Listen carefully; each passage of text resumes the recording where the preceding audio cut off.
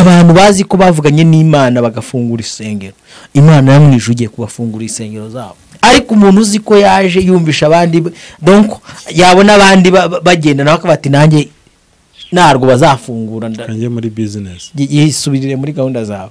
Ihuriro ry'impuzamiryango ihuriyemo n'amadini, amatorero na Kiliziya Gatolika mu Rwanda RIC ryasabye abadepite kubakora ubuvugizi insengero zafunzwe ariko zamaze kuzuza ibisabwa zigafungurwa.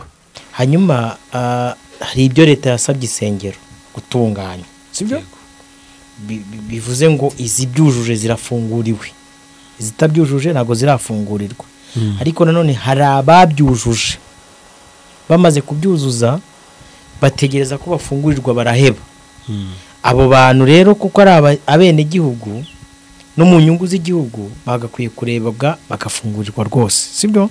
Ibyo by'imbuga nkoranyambaga n'imyigishirize ntago bireba RIC. Kubera iki bitayireba? Ndaje mbisobanure, sibyo?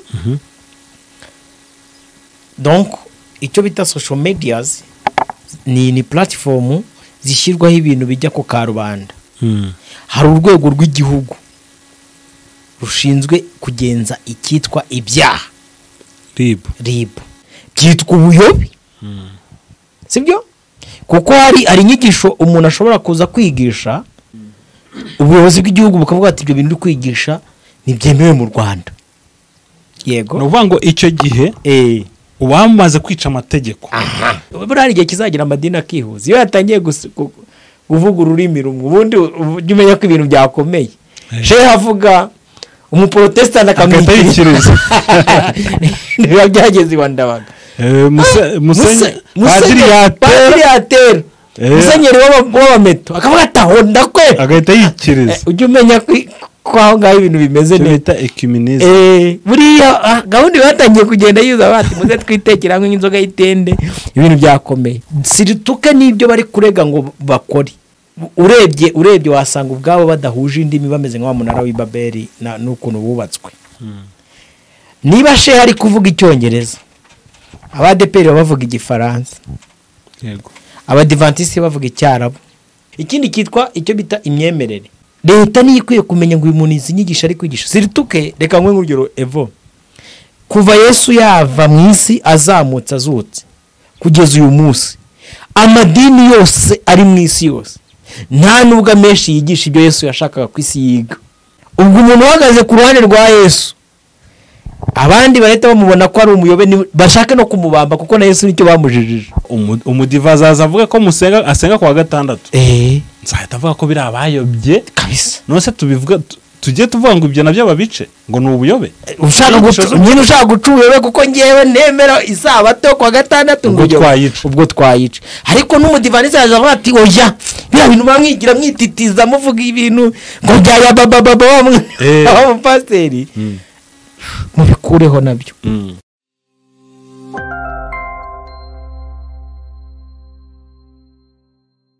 Yes, reka nanjye gusuza dukurikiye ni byagaciro komeye cyane kugaza kuba natwe umwanya nk'uyu.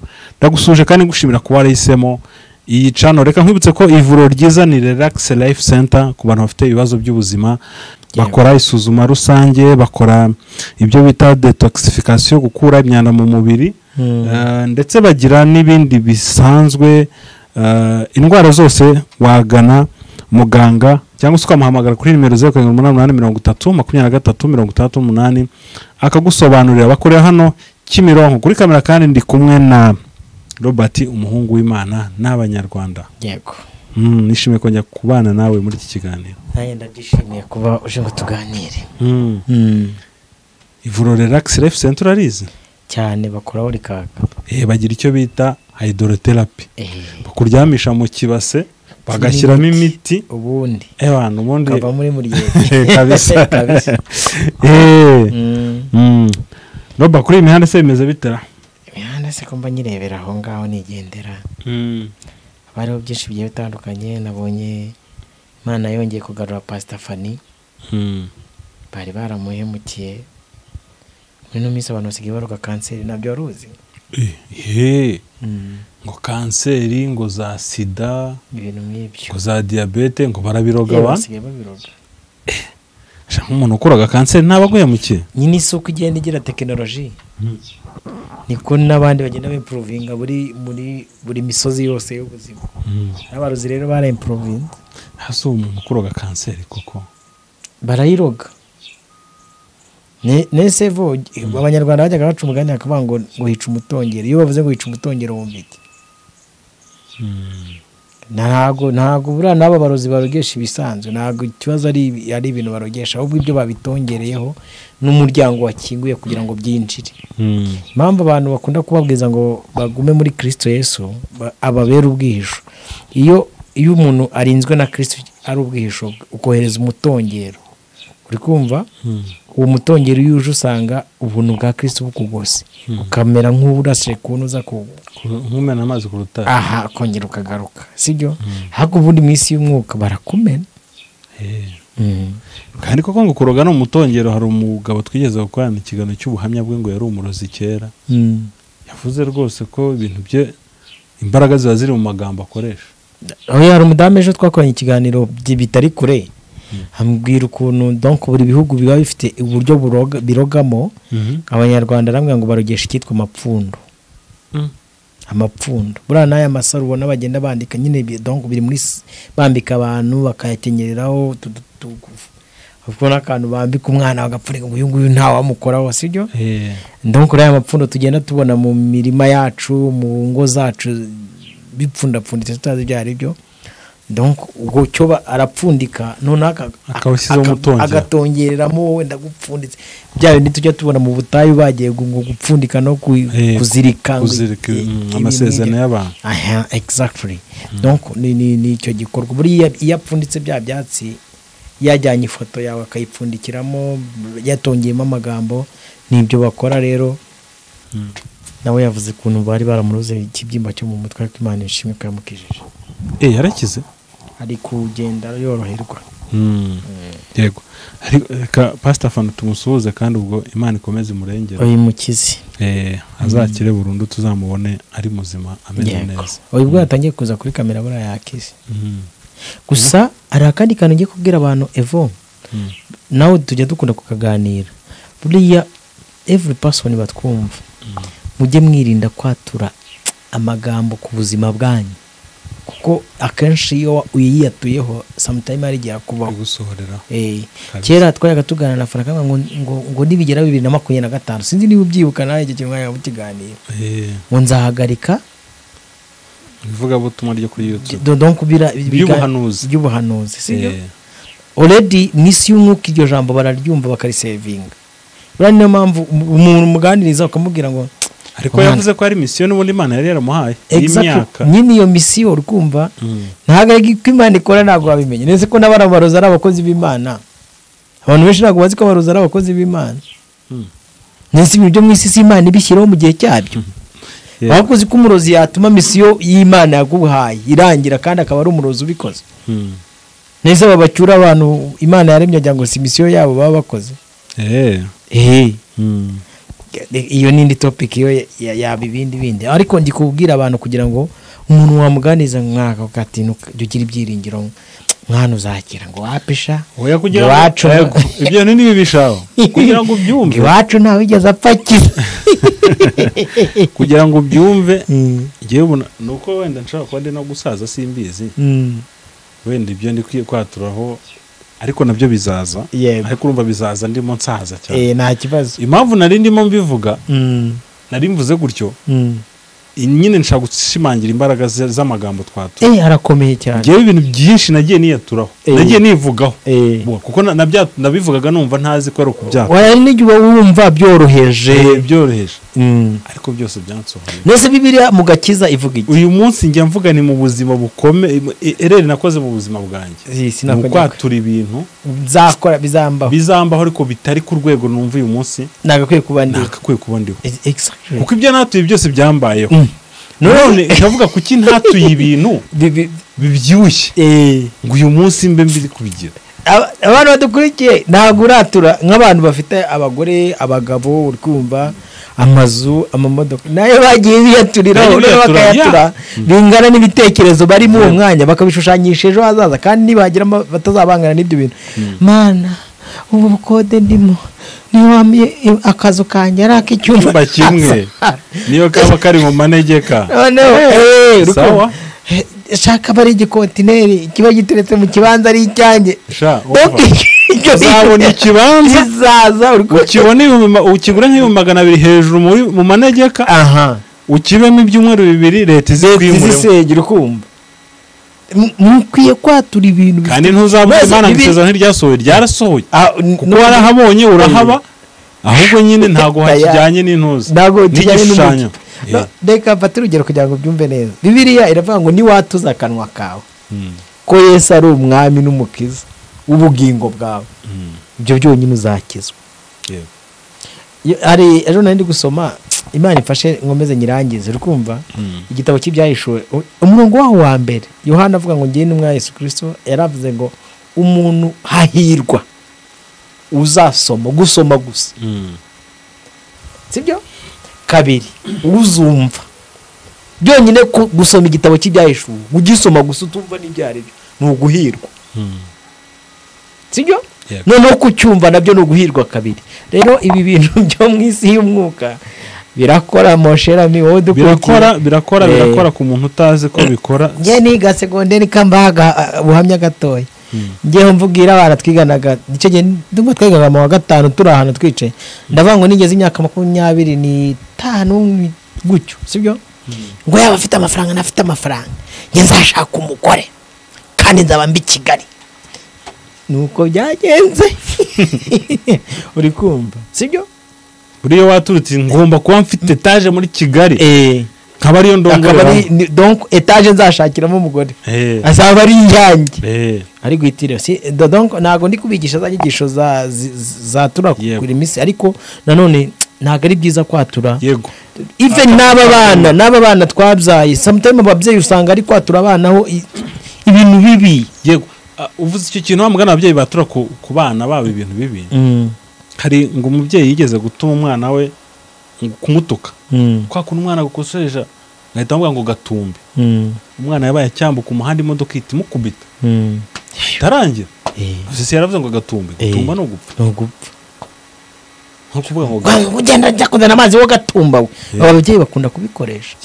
no please murememo abana banyu ikizere mubarememo kuko umwana ni nk'urupapuro rutanditse ibyo mu mwandikaho nibyo byiyandikaho ureza abana ntubahaye uburere ntubigishe gusenga ahubwo kujya kubajyana gusenga nukuba ni gutabasobanura n'impamvu yo gusenga nese aba bana baturane bura akenshi nubona nk'umuntu nka wa mwana w'umuhungu wagiye muri stade guceza amejo muri tagiye yunamye w'umuhungu sibyo hari igihe mwebwe mujya kurenganyura umuhungu uri kumva ariko nimurenganye se w'umuhungu sibyo buriya ese ura muhungu ese ura muhungu sibyo niwe mubi kurusha ura muhungu sibyo urabona umwana w'umukobwa araje yigize gutya ngo ngiye ngo nkunda abagabo nani ngo nkunda abakobwa bagenzi banjye ngo nibo bagabo banjye urukumva umwana afata icupa rye n'ikeni ryose akadirengereza mu gitsina cyo urukumva ugahita umutuka no go check ushobora gusanga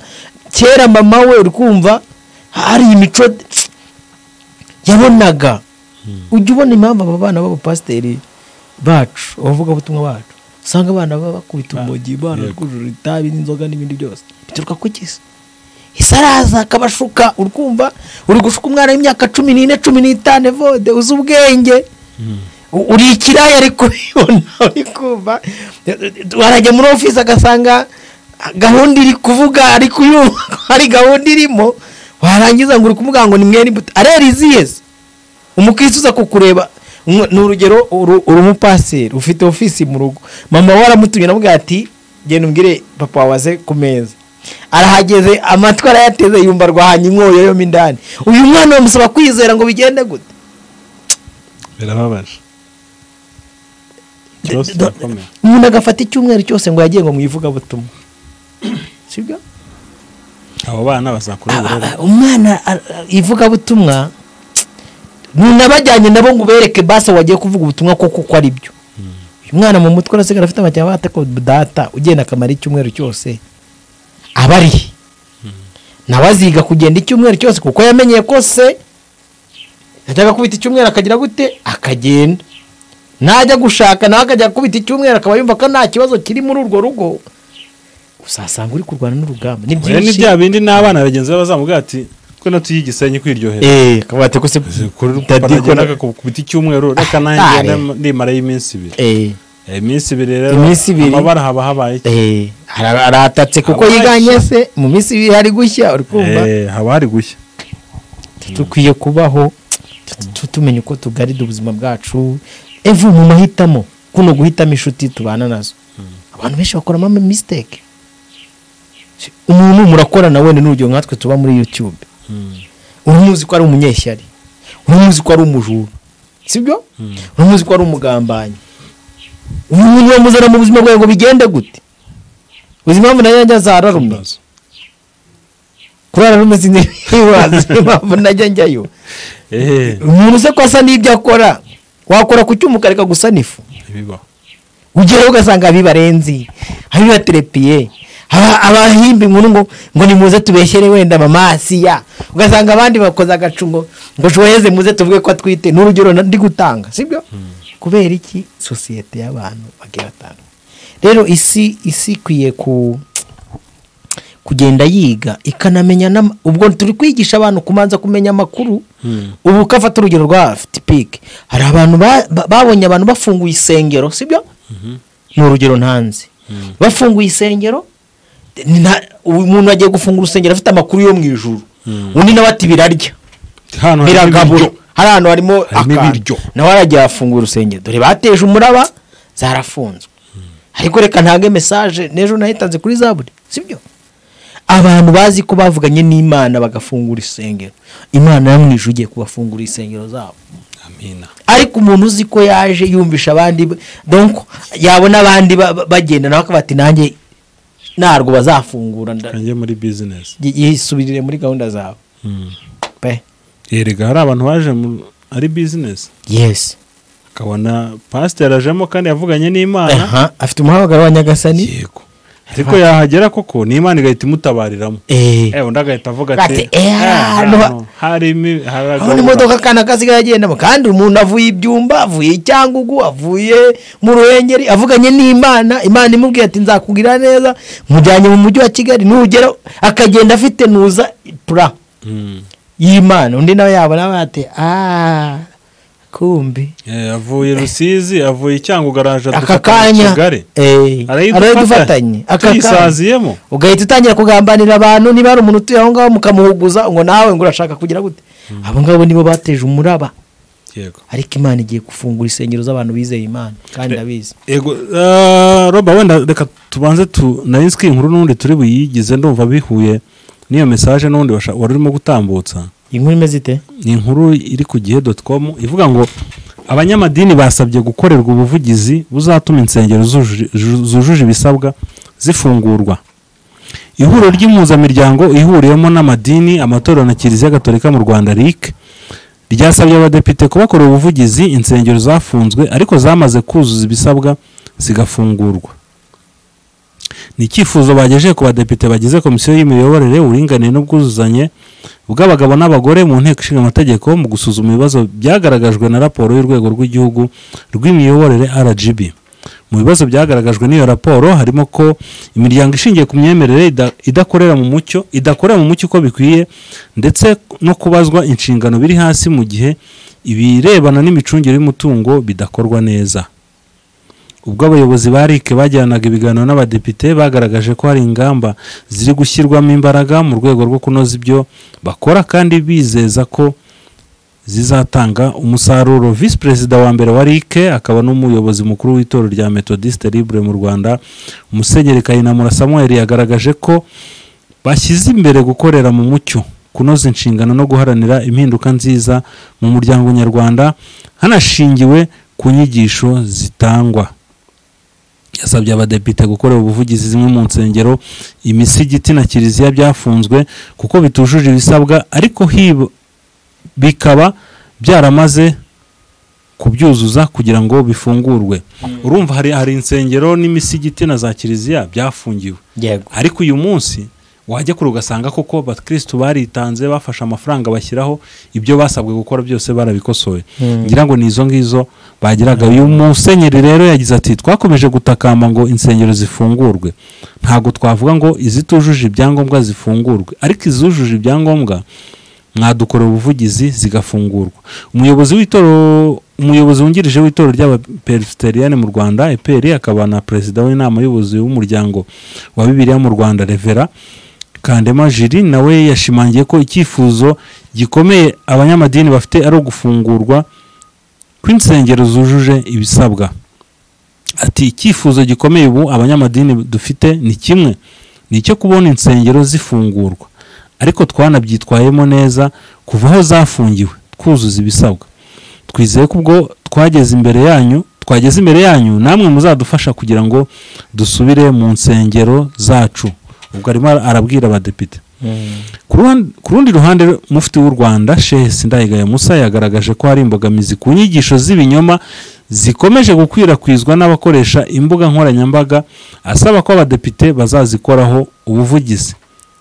Sheikh Sindayigaya yagaragaje ko abakoresha imbuga nkoranyambaga bashobora kuyobya nkana no gutanga inyigisho zipfuye bikaba byasiga icyasha ivugabutumwa, bityo ko bikwiye gushakirwa umuti bigakemurwa burundu.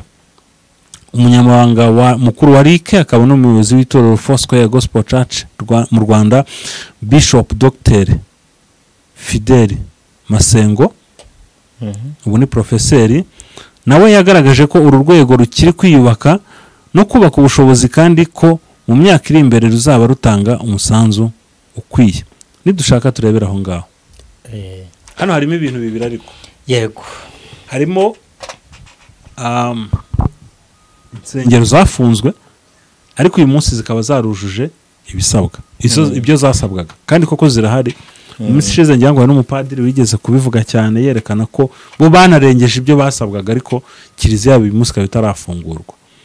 Harimo n'ikindi kintu uyu shehe yazanye cy'inyigisho z'ubuyobe. Reka dushaka tuganire kuri ibyo bintu bibiri, turaza no kubihuza n'ubwo buhanuzi wari watambukije kuri kiriya kinyamakuru. Yego. Evo isi ntabwo izigera ibona amahoro ishaka, kuko utanga amahoro n'umwe ni Kristo. Yego. Sibyo? Yego. Kandi ntabwo abantu mu kubaho kwabo bazigera bahuza ibitekerezo n'umunsi n'umwe. Hanyuma hari ibyo leta yasabye isengero gutunganya. Sibyo? Bivuze ngo izibyujuje zirafunguriwe, izitabyujuje ntabwo zirafungurirwa. Ariko nanone hari ababyujuje, bamaze kubyuzuza bategereza ko bafungurirwa baraheba. Abo bantu rero kuko ari abenegihugu no mu nyungu z'igihugu bagakwiye kurebwa bagafungurirwa rwose. Sibyo? Umusanzu wabo w'ubuvugizi natwe turawutambukije. Hanyuma hari icya kabiri uvuze kiti inyigisho z'ubuyobe. Yego. Hari ukuntu umwana aba yakoze ikosa. Sibyo? Cyangwa hari icyo ategereje guhanwa, aho kugira ngo yite ku cyo baramuhanira ahubwo akajya gushaka ko na mugenzi we bamuhana. Sibyo? Ibyo by'imbuga nkoranyambaga n'imyigishirize ntago bireba RIC. Kubera iki bitayireba? Ndaje mbisobanure. Sibyo? Donc icyo bita social medias ni platform zishyirwaho ibintu bijya ku karubanda. Hari urwego rw'igihugu rushinzwe kugenza icyitwa ibyaha, RIB. Ari ijambo ry'igifaransa ryitwa ingerence. Iyo RIC iri guhamagara ngo ize uri kumva ngo babafashe ngo kubarebera abakora ibyaha kuri social media, nibamanze barwane n'urwo bari kurwana narwo. Sibyo? Yego. Kuko uko social media mu Rwanda bayoboye ko zihari. Nawe ko TikTok ihari, nawe ko WhatsApp ihari, nawe ko YouTube ihari n'izindi platform zigiye zitandukanye. Hanyuma rero biturwa bambaye ngo bajye kubona ishitamba nabo bajye gutamba ahandi. Sibyo? Ibyo mbivugiye iki? Ubwabo hari amakosa agiye atandukanye yatumye izo sengero zifungwa, ni nayo mpamvu bari gutuma ngo bavuganirwe. Yego. Niba manze bakosora ibyo ngibyo. Sibyo?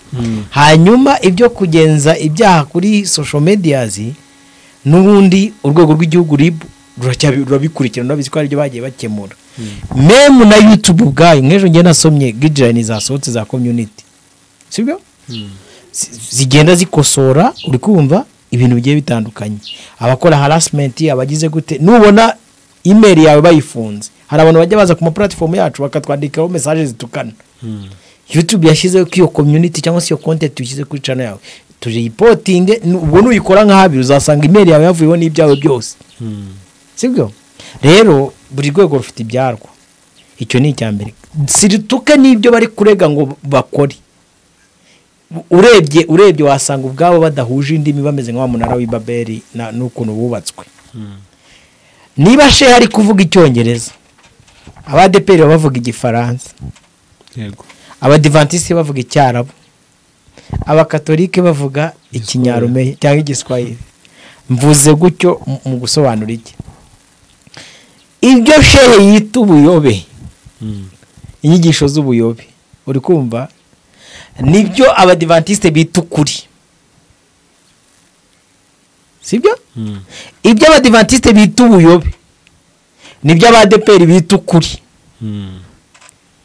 ibyo abadeperi bita ukuri abakatolike babyita ubuyobe ibyo abanyamadini benshi badahuje n'irari ry'abayobora igihugu bakoze byitwa ubuyobe sibyo kuko hari inyigisho umuntu ashobora kuza kwigisha uri kumva ubuyobozi bw'igihugu bukavuga ati ibyo bintu uri kwigisha ntibyemewe mu Rwanda yego no vuga ngo icyo gihe ubamaze kwica amategeko simpamya ko bihuye icyo gihe bihuye no kwemera kuko uyu munsi wenda tubare nk'urugero nuzo ukabwira abantu ko kugura mitiweli gutanga mitiweli ari icyaha ijambo ry'Imana ritabyemera ukitwaza Imana ukabuza abantu kugura mitiweli aho bakoze ibyaha aho rero ukurikiranwa n'amategeko kuko buriya abantu batandukanye ikintu bita kwemera guhitamo kwemera sibyo n'ubundi ni ibintu bine bitajya bidisikitwaho kuki iyo vode yashatse kanaka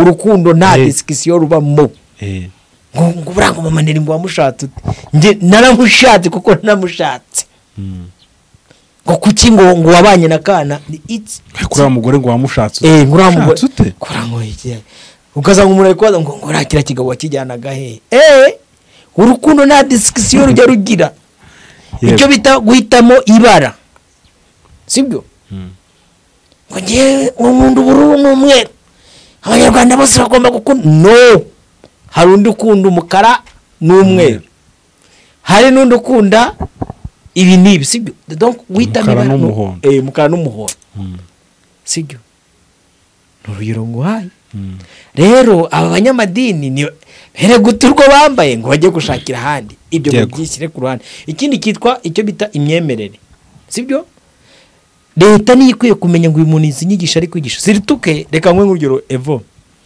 kuva Yesu yava mu isi azamutse azutse kugeza uyu munsi amadini yose ari mu isi yose nta nubwo amenshi yigisha ibyo Yesu yashakaga ku isi yiga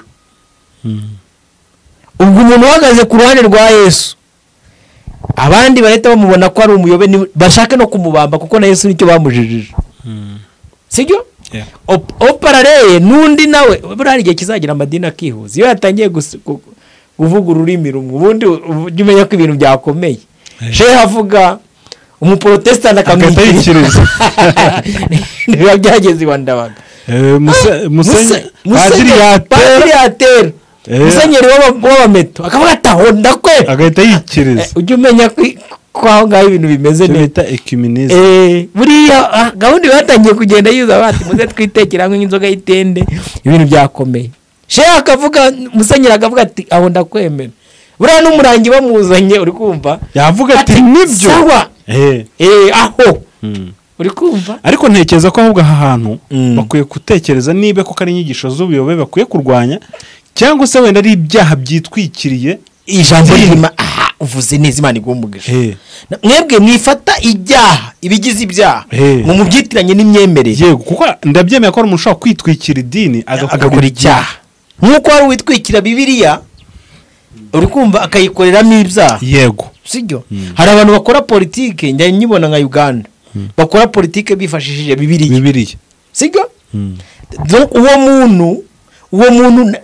abanyapolitike nibo bazamugeza bwate ariko iri jambo sonye ry'ukuntu abisirayeli bambutse inyanja itukura uri kumva tekinike Mose yakoresheje uri kwakangura abaturage ngo donc leta niyo ikwiye kumenya ngo uyu muntu yigisha inyigisho z'ubuyobe naho ni mutangira kwira umumurizo naho shehe naza kuvanga inyigisho z'ubuyobe kandi ari mwe ba mbere uvuga icyo gihe azabaga inyigisho z'abadive kandi umudive kari kumwikiriza kandi bose bavuga ko umudive avuga ko abasilamu bayobye abayisilamu bakavuga ko abakore bayobye kuko ahantu idini ribera ribi umuntu yashinze idini bitekerezo w'idini ahita abwira abayoboke ko ari bo bonyine bari mu nzira y'ukuri cyane buri ubuzima bwose yabwiye abantu ngo ni njyenyine nzira ukuri n'ubugingo ubuzima bwe yabibabwiye yari abizi ko azajya haduka umuntu agahita bwata yashangiyewe n'ingenzira umuntu wese utazanyura kuri Muhammad ntago yarikandagiramo azajya gehenomu mu divani agahita bwata oya ubundi buranga hakurikiyeho ko pasiteri azageza akavuga ati rero buriya twababwiye ko Yesu ari we nzira y'ukuri n'ubugingo ariko burya na Muhammad ashaka kugezayo byaratangiye hari umuhungu mwaya hejuru cyane yavuze ati oya twasanze tubabeshya hano ubona pasiteri yatangiye kuvuga ngo twarababeshye kuvuga ngo twarababeshya kandi ntakuyobore mu nzira y'ukuri nyayo akavuga ngo twarakubeshya bati abahindu mwarigeramo ntacyo burya mwarigera ubwo ibintu byatangiye kuba ibindi kuko yego ntitujango duca imanza ariko pasiteri niba atangiye kukwigisha imyemerere y'ahandi cyabaye ikibazo havutsemo ikibazo gikomeye umuntu mwari mugendanye urugendo rukuva kubwira ati iki ni ikizira kuwa gatatu arakejeje kubera impamvu runaka sindi hano nkubwire ko umuyisilamu atazajya mu ijuru oya ariko singiye kuvuga ngo Muhammad niwe uzakugeza kuko nge simbyemera yego ariko umuyisilamu ashobora kuvuga ati ngenda byemera kandi nzarijyamo kuko Muhammad ari uzangezayo ni uburenganzira bwawe mu nshingano zanjye zo kuvuga ngo uzajyayo icyo mfite inshingano ni ukukubwira ngo Yesu niwe nzira n'ukuri n'ubugingo nta muntu wajya kwa data atamujyanye sibyo ni nayo mpamvu nakwiye kugutunga urutoki wati wowe kucyura ahanga birandeba ndakubwiza ubutumwa bwiza ijambo ry'Imana banga mugende mu mahanga yose mubwiza abantu ubutumwa bwiza abazemera ntabwo yavuze ngo muzabatsindagiramo ibintu byanyu mubanige mubakubite hari abonye mbona bafata n'imbunda ngo kugira ngo abantu bemere ibintu byabo ubwo buhabanye n'ijambo ry'Imana sibyo rero inyigisho abantu ibintu bita ngo ni inyigisho z'ubuyobe biterwa n'igihe buri nyigisho ziba ubuyobe bitewe n'igihe